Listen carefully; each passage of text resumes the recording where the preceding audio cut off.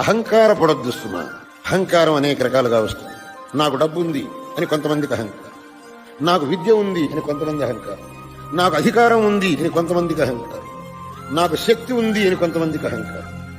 శంకరులు అన్నారు, ఇవి ఏవి శాశ్వతం కాదురా నాయన. డబ్బును చూసుకొని, అధికారం చూసుకొని, బలం చూసుకొని, నీ పాండిత్యం చూసుకొని నువ్వు అహంకార పడుతున్నావు. ఇవి ఏవి శాశ్వతములు కావు. వీటిని చూసుకొని నువ్వు అహంకారపడ్డావు అంటే అది చాలా పెద్ద పొరపాటు. ఈ అహంకారం ఉన్నవాడు తప్పులు చేస్తాడు.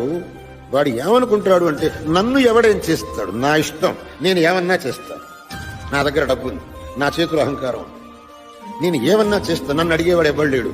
కానీ వాళ్ళందరికీ ఒక విషయం మటుకు మనం చెప్పాలి, నిన్ను ఇక్కడ అడిగేవాడు ఎవ్వడు లేకపోవచ్చు, నువ్వు శరీరం విడిచిపోయిన తర్వాత అడిగేవాడు ఎవడున్నాడు, వాడికి నువ్వు జవాబు చెప్పాలి. Download ShareChat.